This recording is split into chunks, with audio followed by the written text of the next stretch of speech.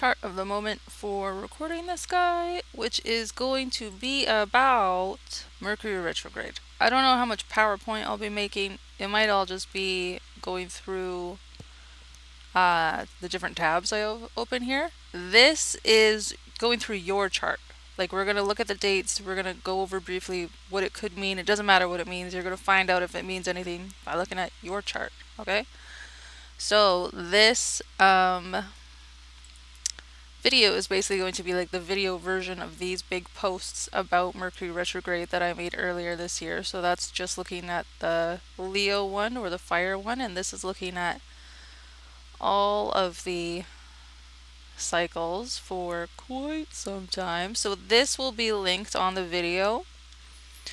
What do we got here? So you can go to astro-seek and look for retrograde planets, or you can search retrograde, or you can type retrograde here.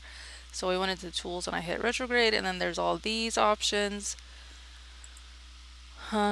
This is retrograde planets 2025, so it tells you each planet and when it is going to be retrograde for. And so here we have Mercury, where we had the one in the March, April, July, August, and now we have this November, almost to December, this November retrograde. So Mercury has 3 to 4 retrogrades a year, so that's totally normal.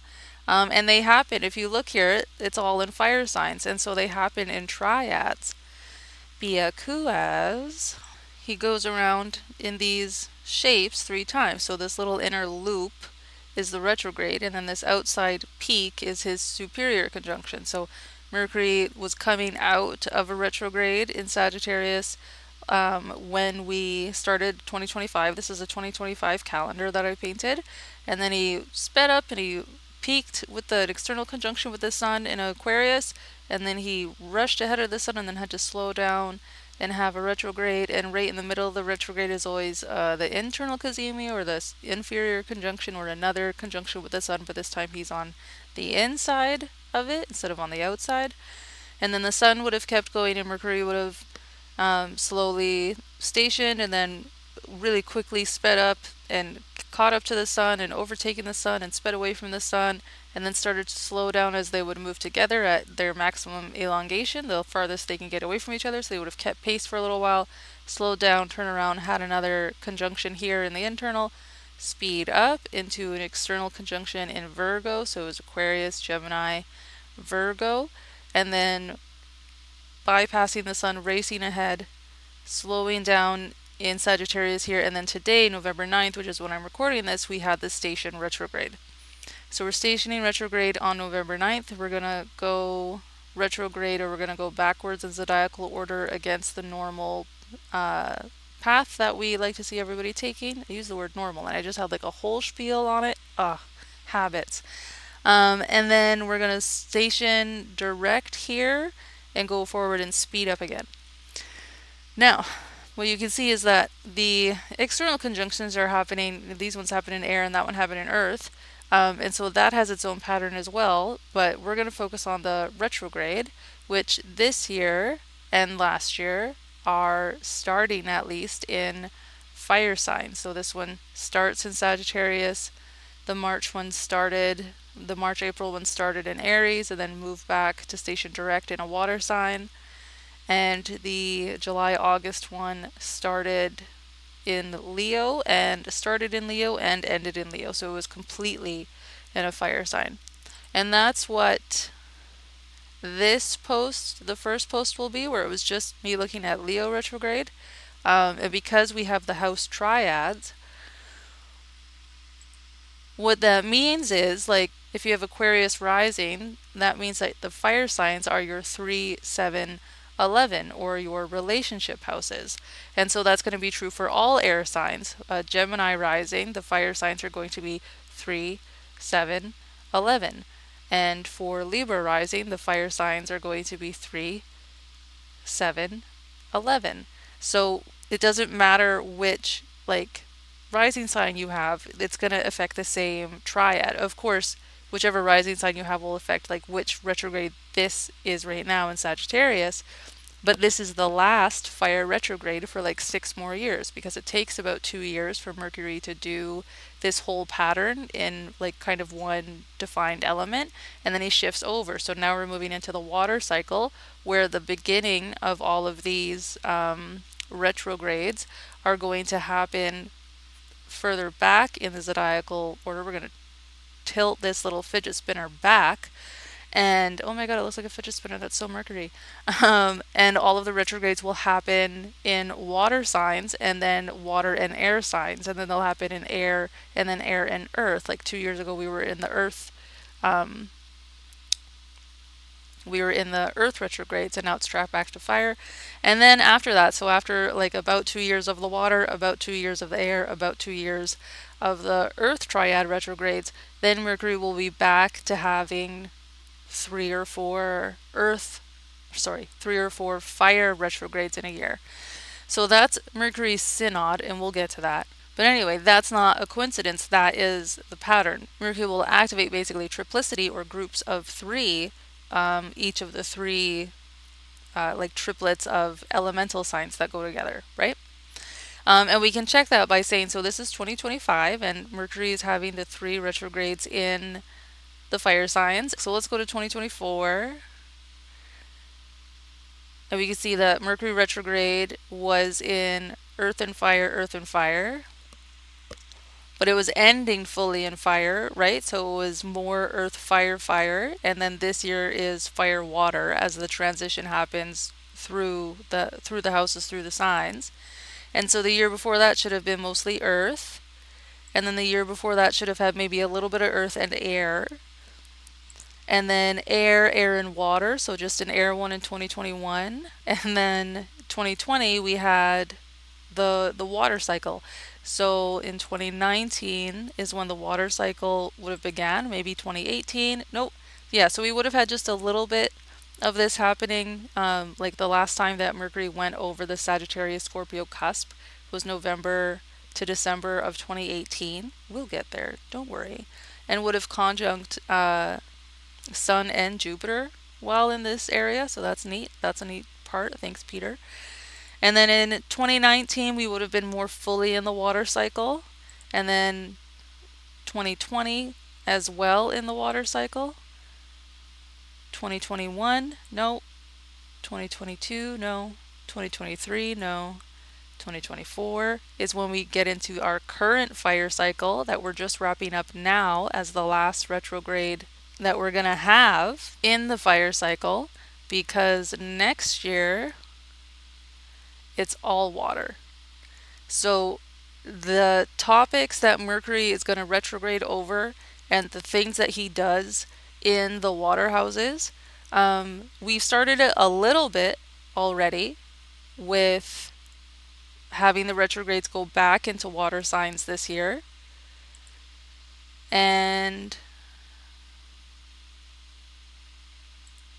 But not the year before. So just this year, we began the water cycle in March, April, when Mercury went through Pisces, through the shadow period, and we'll talk about that, to 9 degrees Aries, stationed retrograde, got back to 26 degrees Pisces, stationed direct, and so that was our first taste of water Mercury retrograde. Our second taste of water Mercury retrograde since 2019 to 2021 is going to be now. So Mercury just stationed retrograde, and it's going to be a little while till we get back into Scorpio, and then we'll station direct 20 degrees Scorpio, take a little while till we get back to Sagittarius, take a little while to get out of Sagittarius, and then the next time that Mercury stations anywhere, it's going to be in a water sign. So next year's retrogrades are all water signs. And 2027's retrogrades are all water signs going into air, but beginning in water. So the transition of water themes to air themes, or the water houses, the water triad of your chart, to the air triad in houses. And then we'll be fully in the air cycle. And then a little bit of air and earth. So this is a lovely resource to have with the retrograde begins and retrograde ends. Love that. There's also this tool here, which is specifically Mercury retrograde, and this has the shadow periods. So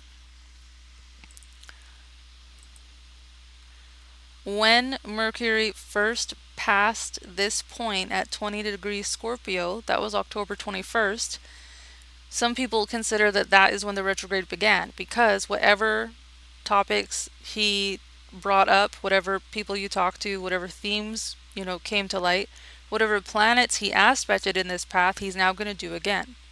And so to me, that's notable that, you know, we would think that we as the people may be expecting that, like, oh yeah, that just came up one time, no problem. Things come up all the time. But now it's going to come back around again. And that's going to be specific to this area of the chart, notable. And then he'll turn direct and have a third pass over these degrees and a third aspect to whatever he's aspecting in your chart or in the sky in real time in mundane transit. And then we'll move on. And so the first time he crosses this degree where he's going to be again, that is the pre-shadow. And the last time he crosses this degree, which is where he's first turning around, and he's in fresh ground, and there is no more doubling over or no like, well, I was just here, or I've been here for so long, that he's going to go forward. Now, because Mercury moves so quickly, he can get through a sign in like 2-3 weeks, sometimes 2 weeks. And now he's going to spend 3 weeks, just over 3 weeks, just in this leg of his journey, which means he flew into Scorpio and was like, I'm flying, and then super hit the brakes, stopped, turned around, stopped, turned back.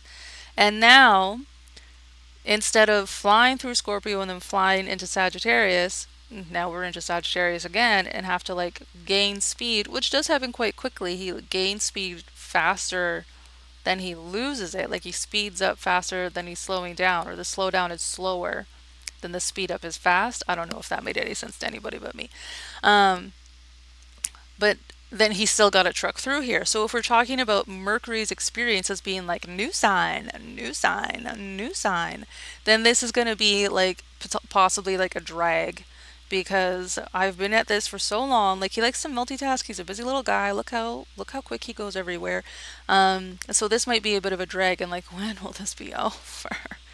And now I just made a different video where I talk about like at some point we have to give credit to the planet who's been doing this for so long, that like this is the normal part of the cycle. But that doesn't mean you have to like it, right? Like you can get stuck in traffic 5 times a week, but that doesn't mean you like how much time that's taking. So some people will consider that the entire retrograde experience is from ingress into the sign that'll host a retrograde and egress from the sign that will host a retrograde. And when there's a straddling of the cusp here, when 2 signs are impacted with hosting a retrograde, then that entire retrograde experience takes both parts of the sign. So if we go through the dates and you notice that the dates line up with certain themes in your life, but that's maybe even a little too narrow, you can expand the dates for all the retrogrades we're going to look at to be all the signs impacted, that entire ingress to egress. So for the Aries Pisces retrograde, it would have been started as soon as Mercury entered Pisces, stationed retrograde in Aries, stationed direct in Pisces, and then left Aries. So that whole span of time. This one's 3 weeks. Let's say this is 2 or 3 weeks. Let's say this is a week or 2. That's a long time for someone that can get into a completely new space, a completely new environment in 2 to 3 weeks, at his fastest. But again, like the fastest that he goes isn't his normal, and the retrograde isn't his normal. It's all part of the normal cycle. So it's like, kind of, what does he prefer? And what does he prefer is going to depend on your chart. So some of the things that retrograde can mean is that retrograde can mean slow, delays, having to try many times until you get it right, or that the themes of the planet are more personal or more for the native instead of for the greater community, even for social or exoplanets like Mercury or Venus, who are like talking to, other people and like maybe more extroverted. If it's a retrograde planet, then it might be like those themes are more for you than for the social sphere. All of the far planets are retrograde for like half the year. So just having something retrograde doesn't really mean anything. except it can tie in how you're going to feel about it. So, if you were born with a Mercury retrograde, when Mercury is retrograde and everyone else is like, my emails, my car, then you might be, I lost my keys. Then you might be like, I don't know, I wrote the paper I've been meaning to write. Or like, I filled out all the paperwork I needed to do. I fixed all the finicky little door handles on my house. Like, whatever things Mercury does for you in your life. And if you have a Mercury that's retrograde in your natal chart, then Mercury retrograde, contrary to all of the hype online, might be a time you're like, it's kind of going okay. Like, if you have a Mercury retrograde or any planet retrograde, when that planet is transiting retrograde, it might be easier for you than other people that have a direct planet. Now, if Mercury is stationing, that is important because planetary speed can tell you like who's prominent. So someone that is really fast or super slow or like stopped in the chart, in your natal chart, so anyone that's stationing, that's also very important. So I can't really tell you what Mercury retrograde means for you, or means in Sagittarius, or means in the fire triad, because the technical significations only take you so far. And yes, they can be very literal and very succinct, but also sometimes there's patterns in your life that if you're just looking for the key words, you're not going to see. But if you look at the dates and you get open and you think, okay, what was recurring? And then you kind of get really symbolic with Mercury, especially with your natal placement of Mercury, of where it is, then things might make more sense. We can look at this page here, which has the shadow, pre-shadow, the day that the retrograde begins, or when we station retrograde, when we stop and turn around, the day when the retrograde ends, or when we stop and station direct and turn back the other way. And this stopping, this stationing, that's important because all the planets generally move, and then when they stop moving, whether or not it's a big deal to the planet, it appears to be a big deal to us.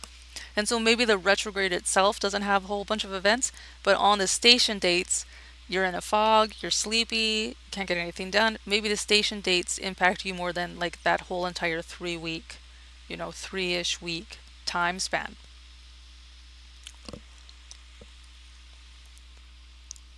I don't know what kind of math I was doing earlier when I said just over 3 weeks. Oh well. Okay, so we have this wonderful little table here on astro-seek, which was not available as far as I'm aware, or was not something I could navigate through this site to find back when I made my spreadsheet. So this is my copy of the blank retrogrades spreadsheet, which is shareable, and I can share it anytime for anybody. And it will be linked here, and I put it all over Reddit all the time. So since 1990 to 2030, I've got all the planets retrogrades. I got Mercury, Venus, Chiron, Jupiter, Saturn, Uranus, Neptune, Pluto, and then I have eclipse information, and then I think I have a slide on planetary speed that I got from Kelly Surtees' website. And so this has the same thing that this site on AstroSeek has, with the pre-shadow, the station retrograde, the station direct, and the post-shadow, or the pre-shadow, the retrograde, the direct, and the free into new ground. Has the sign, it has generally the date, and it has whatever degree I could find. And I built this spreadsheet by looking through the astro.com ephemeris. And so you go down and you click 20th century or 21st century. So for 20th century it would have been 1990, and then I would find 1990 and I would open it, and I've got 1997 open here. So I would scroll through and be like, okay, I'm looking for Mercury, and he's retrograde at the beginning of the year, so I'm looking for a direct station. Okay, station's direct at 258. And then we're going to go forward and we're going to find the next retrograde. So we do, and it's going to be about 3 months away, and then we do the retrograde here at 9 Taurus. And then there will be a direct at 29 Aries, and so I want to see the first time we went past 29 Aries. Okay, so the day before, or so April 1st, we would have been in the pre-shadow for 1997, and then April 14, 15, we would have been in the station retrograde, and so that is 939 Taurus. And then May 9th, we would have stationed direct, and the retrograde would have been technically over. And then we're looking for the next time we're at 8 or 9 Taurus, which is going to be here May 25, 26. So the entire retrograde shadow period is from April 1st, when we first cross the degree that we will turn around at. No, when we first cross the previous degree that we'll turn forward at once we've backtracked, and all the way to the farther degree that we turned backwards at, and then we'll pass for the last time once we're going forward again. So the way I like to think about retrograde is like you're walking down your hall past the entry table, and as you're walking by, you're realizing like, hey, this is pretty messy. So you stop and you turn back and you tidy and you tidy and you tidy. And then you stop and you turn forward and you either like admire how it looks now, or you give it a nice dusting, and then you move forward and you go on to wherever you were going to when you were walking past the entry table and were like, hey, wait a minute, this is pretty messy, I can do that now. And then you just move forward. So that's how I like to think about retrogrades. So we can look at this sheet so that we don't have to click year to year to year to see what was going on.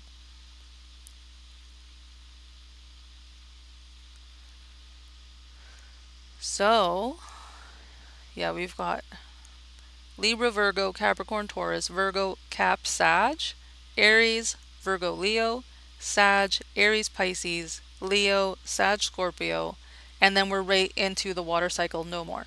So we can say that all of these are our current fire cycle, right? Whereas we had an Earth here. So the Earth cycle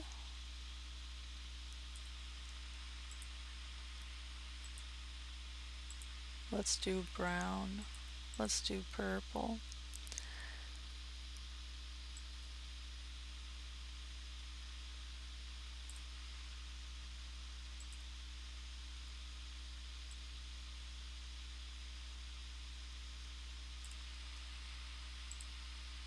The air cycle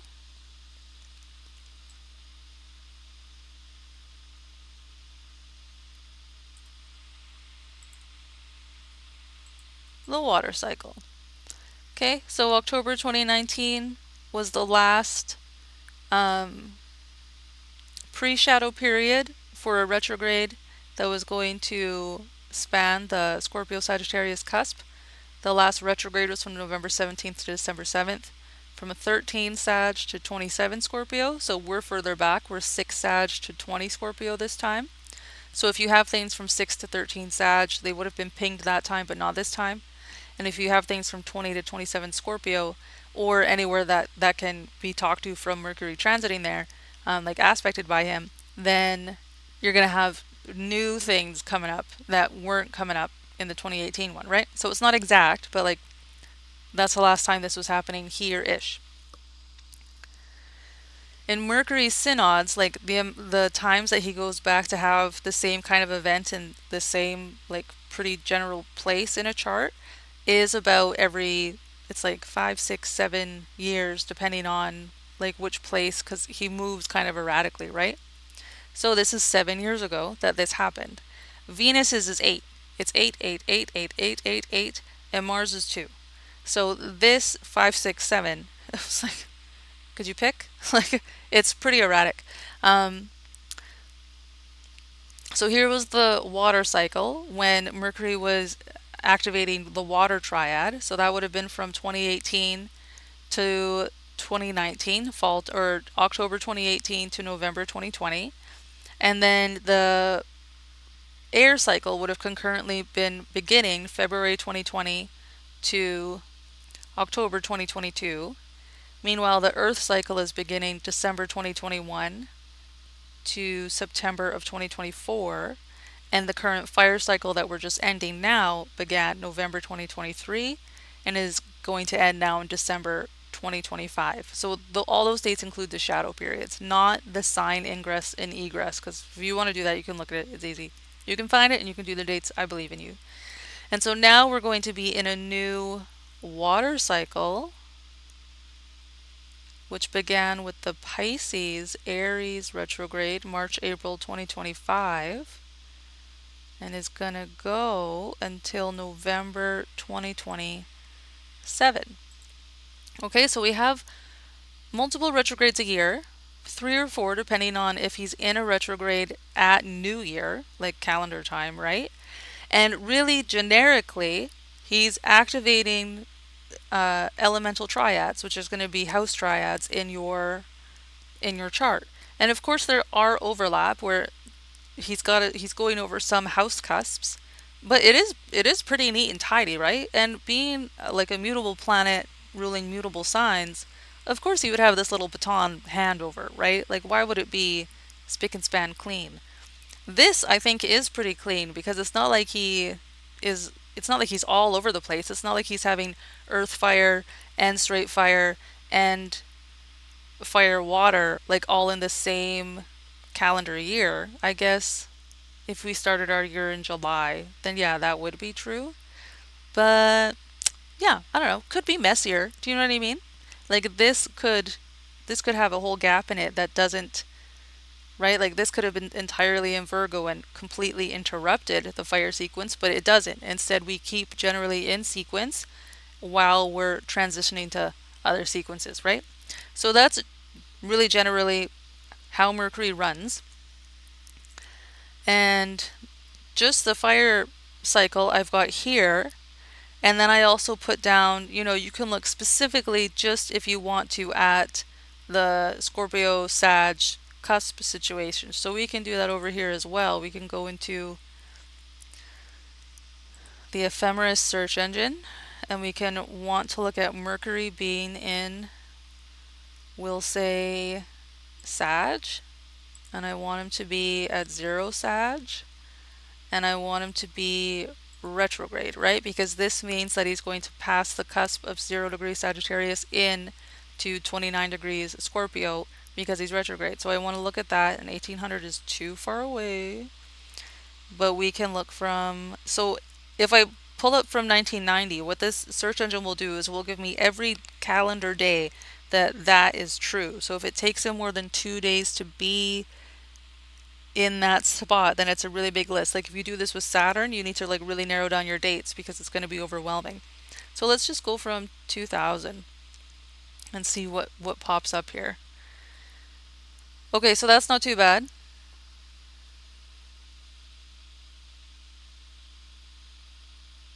Well, where's the 2018 one? Let's do a 1 degree. Here we go. Okay. So 2005, 2012, 2018, now, and then 2031. I don't know why they're not all showing up. So anyway, you could use this as well if you wanted to just narrow down when he was exactly like where he's going to be. You could also use the spreadsheet. You could also scroll through here. I'm sure there's other tools. Below this table is the map of the retrogrades, where we just see the span of the retrograde in the red arrow and the rest of the path in the black arrow, and then the span of the signs that are the degrees that are being impacted over on the outside of the chart. This is 2024. Let's go back to 2025. So confusing for you guys. This is the one we're in now. This is the March, April, and this was our July, August one. So the impact chart for the Aries, Pisces retrograde, that would have been opposing Libra, Virgo. That would have been trining Leo, Cancer. That would have been quincunxing Virgo, Leo. That's what all these lines mean. And there's a chart for every retrograde of the year. But now let's get to this big list here, okay? So let's see if I wrote down different things. For water risings, the fire triad is activating your 2, 6, 10 houses, or the houses of money and work, your work and money houses. 2 is money, 6 is work, 10 is career, vocation, reputation. Really generally, really basically. Air risings, any Gemini, Libra, Aquarius risings, this is going to impact your 3, 7, 11 social houses. 3 is siblings, local friends, childhood friends. 7 is any one-on-one, including partners, clientele, business partners, close friends, and enemies. People you know of as like, I hate that guy. An 11th house of networks, larger groups, and aspirations.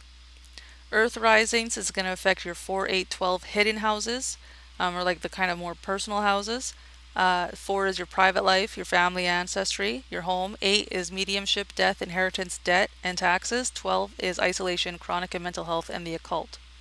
And the occult can go in many places in the chart. So can death go in a few places.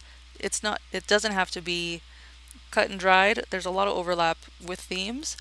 Fire risings, these are going to be impacting your first, fifth, and ninth houses. And then after this retrograde that we're having now, that will be over in December, everything's moving into the water signs. So that's going to be shifting everybody up one. So fire risings, you're coming from dealing in a 159 retrograde thing for the last 2 years, where these are the places most heavily or most consistently impacted. And then for a fire rising, for an Aries rising, the 12th house is Pisces. And so when Mercury is more fully in the water triad, then the people that have been dealing with the 159 are going to be now moving into a 4-8-12. So how also does that inform? How does it inform us that, first Mercury is going to be going over who am I? What do I want to do? What does that mean to me? And then we move into transiting through like who am I in isolation? What do I bring home? What kind of debt do I go into? Or how did that transform me? What transformations do I want to make? And that in that internal shadow work kind of space. And then that moves into, okay, how do I want to socialize? Now that I figured out my principles and what I want to do and the meaning it has to me, and then I take some time out and I integrate that into my deeply personal life, how do I then bring all those changes into my social life? Maybe we need to do reworkings in the 3-7-11.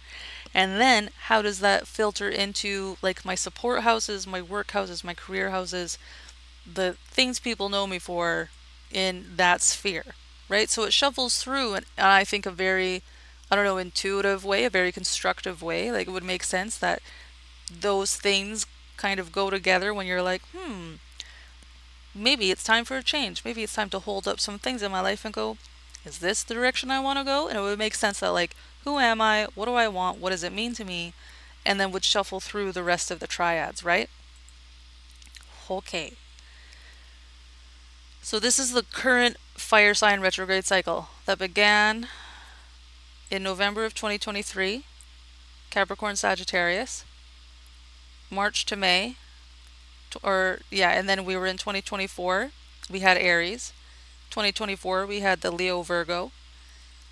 2024 to 5 over New Year, we had one fully in Sagittarius. March, April of 2025, we had one in Aries and Pisces. June and August of 2025, and this one's italicized because that was the one we were in when I made this post, was fully in Leo. And this one we're having now, October to December 2025, is Sagittarius Scorpio. So one thing to note is that our first water entry was here in Northern Hemisphere spring, Southern Hemisphere fall of 2025. And this is the second, introduction, or the second entry point into the water signs, and our last experience in fire. Now I just want to make a note about these two retrogrades here. The one in Sagittarius in November to Jan, over our previous New Year, and the one that happened in March, April of 2025 when Mercury was in Pisces. So Sagittarius and Pisces are both places that Mercury does not like to be, partly because they are ruled by Jupiter, and Jupiter and Mercury oppose each other in the Thema Mundi, or their signs oppose each other on any chart, like in zodiacal order. And so because a planet doesn't do well in the sign opposite of where it rules, these places are not super conducive to Mercury having a great time. So you may remember that November to January, particularly in your Mercury themes, or how you were thinking about stuff, or how you were able to mental handle things, was bad, including the March-April time period, particularly Mercury flying through Pisces and then having to get back into Pisces and station direct. Those might have been really hard times. Now those might have been really hard times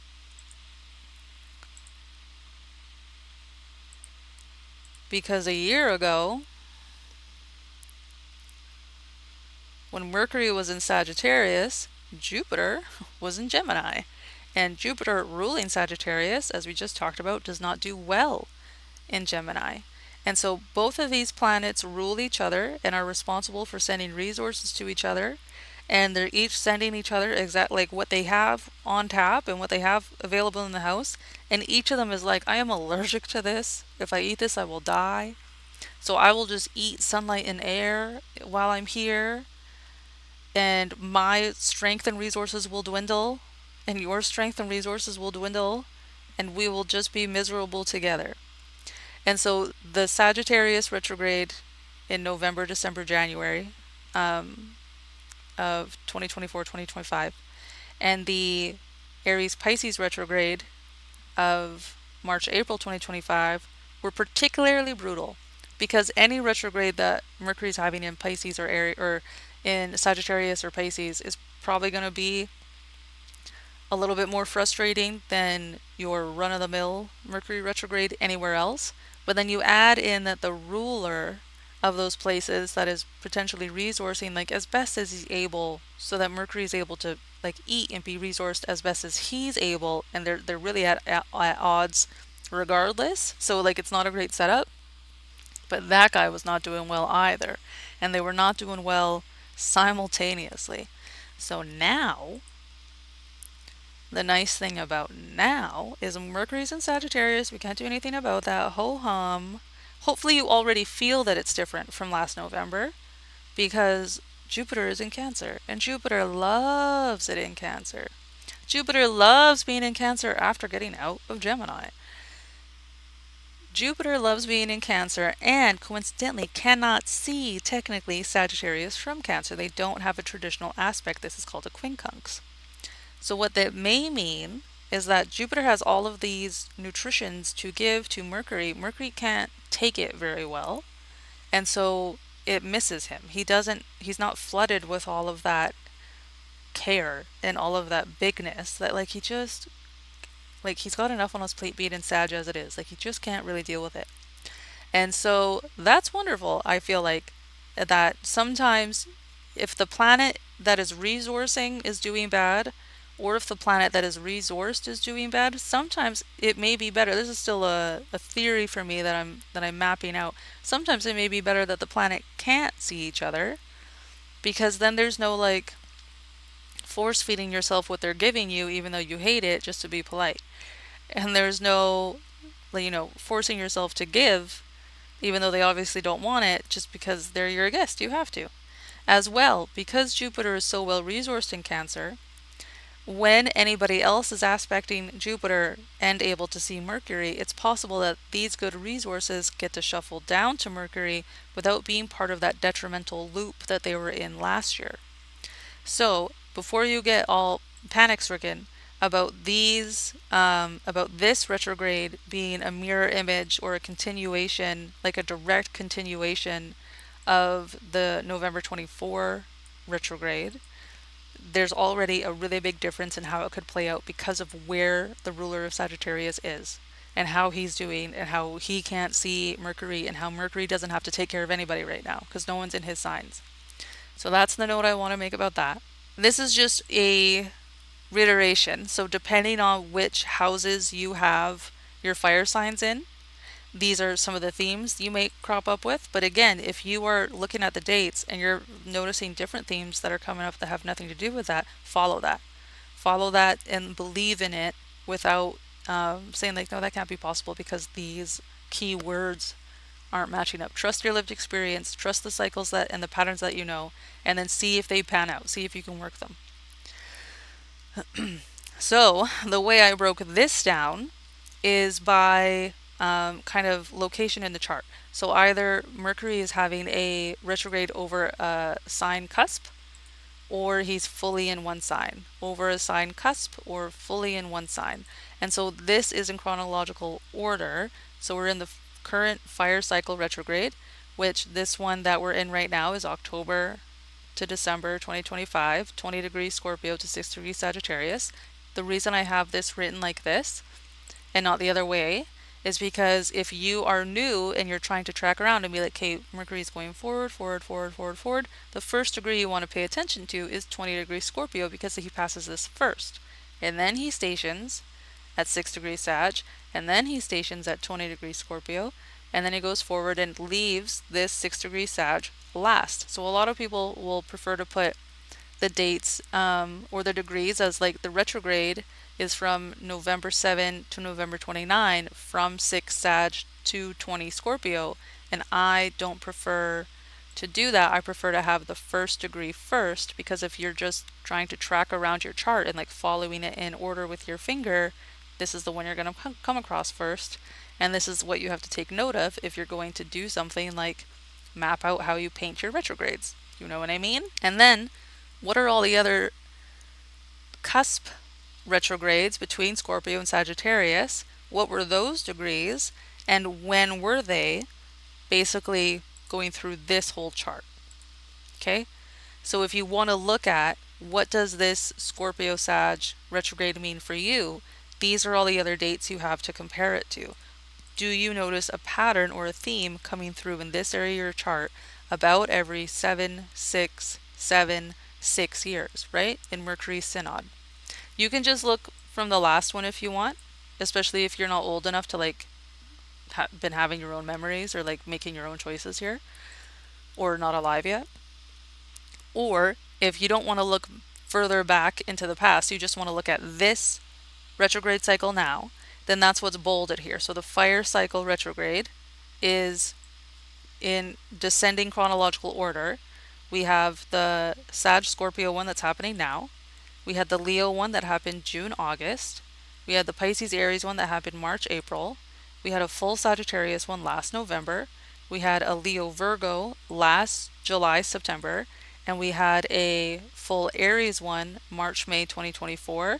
And then the first of all the fire sign triad retrogrades was November 25th, 2023 to January 21st, 2024 in Sag Cap.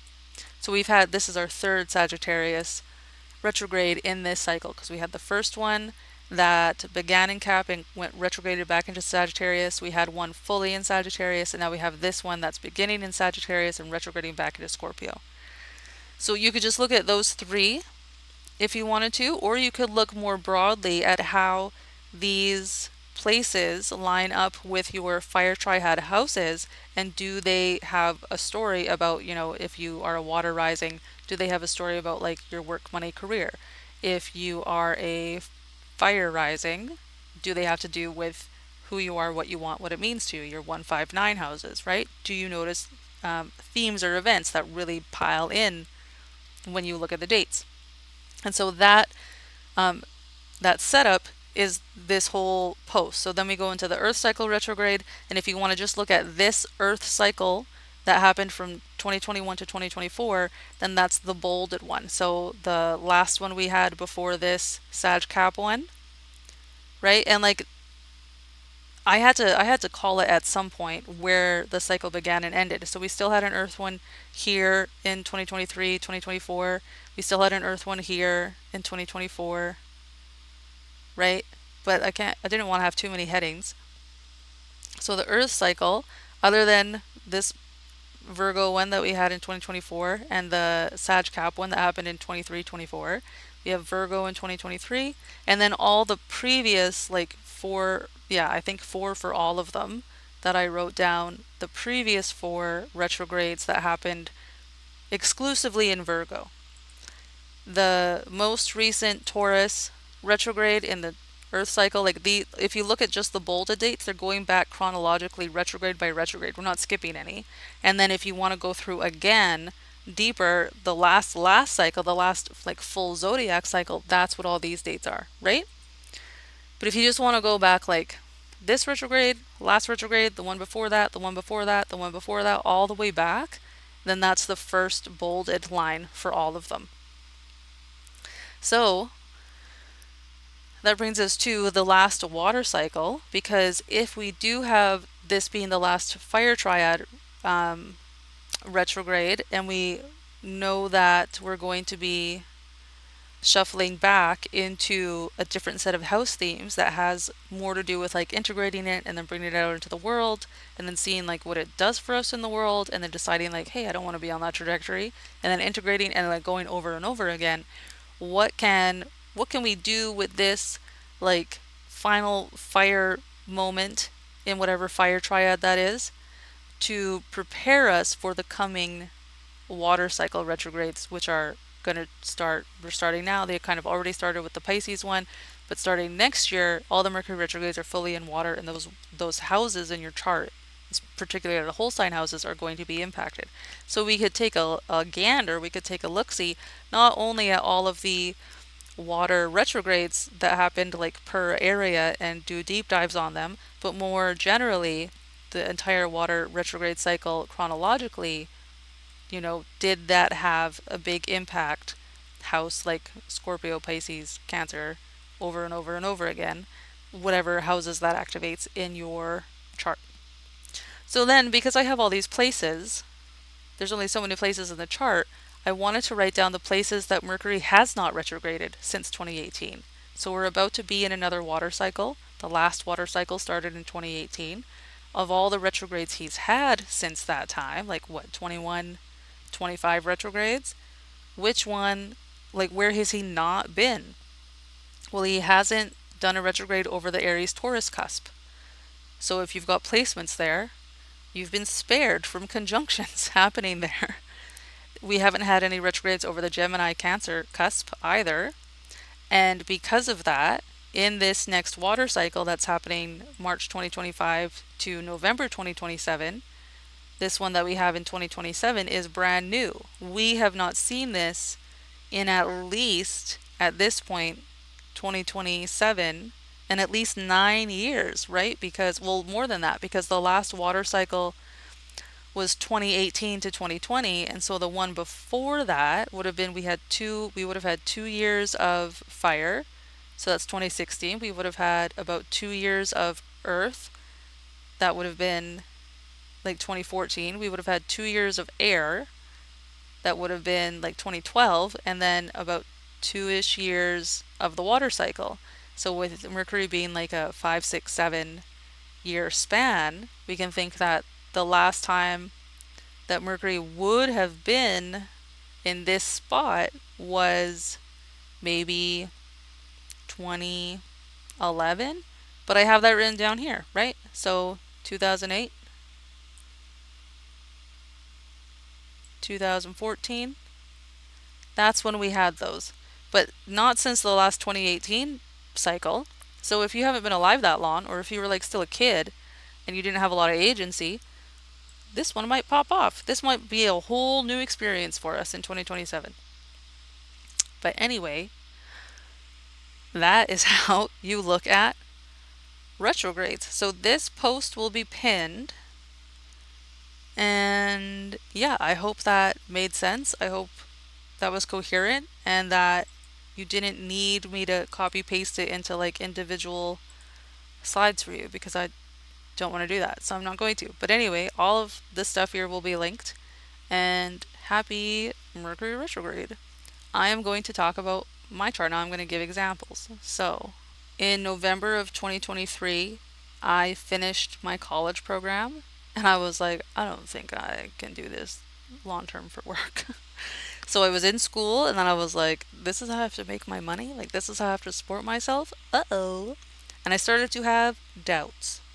In the Aries retrograde that happened in March to May of 2024, this lined up with getting a job in the field that I went to school in, but also this being my 6th house, my cat got sick and I had to take him in.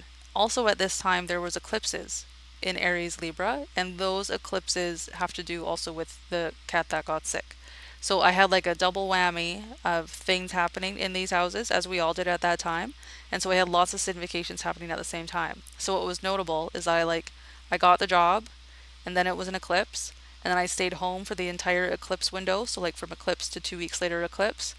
And I took care of my cat during that time, because the pets are more of the priority than the work for me, even though one costs money and one gives you money, like that to me, tracking the transits as I was at the time, I was like, oh, I see which significations I give a shit about. And like I already knew I didn't care about work, essentially, and I care about my baby more. But this like really confirmed like that it was aligned, I guess.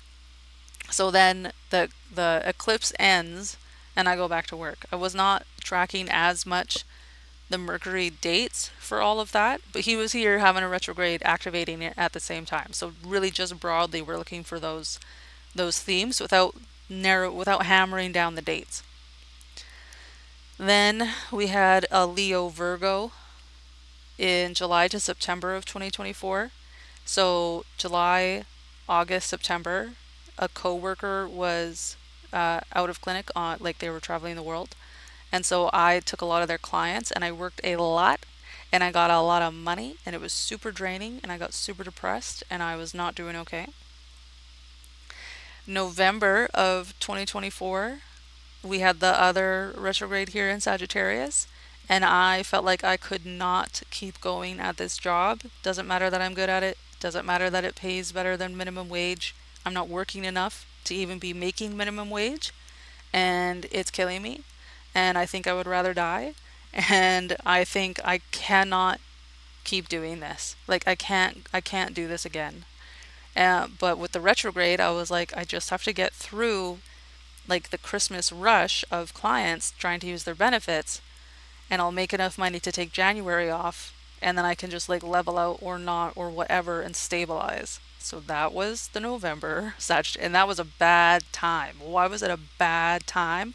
Jupiter was here in Gemini, not able to help at all, and just just shoveling down not helpful. Like not helpful shit. Just pouring it down on Mercury and Mercury's pouring it down on Jupiter and it's a big old loop of what is happening here. We can't keep doing this. You know what I mean? And then we go into the Pisces Aries of 2025. Now I took January off of work and then I went back at the end of January and then in March, April, I don't really remember what was happening, but I remember I was miserable. And I was like, yeah, this can't keep happening. Like I knew things were deteriorating for me and that this like cycle can't keep going. And then in the Leo June to August of this year, I was working and in so the aside here is that Saturn moved into Aries June, July, August for 2025. That was his preamble into Aries. Essentially all of June, July, August, because like May 24th or something he moved in and September 1st he moved out. So you can add that into a delineation because another of the fire triad was activated with Saturn being there and thus trining the rest of the fire triad. So Saturn moved into Aries in June and I had been taking like every third or fourth week off of work to like accommodate my cycle and my mental health and like yeah my like fibromyalgia or like whatever chronic conditions I have that are undiagnosed, just to like not burn out and not hate things. And I was like, that's not sustainable. I have to do it every week. Like I just can't keep doing this. So for June, July, August, I worked every week without taking any weeks off. And then in the middle of August, August 14th, and so these are all with the shadow dates. So we can look at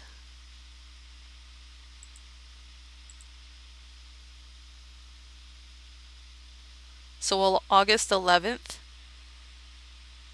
Mercury stationed direct in Leo at 4 degrees Leo.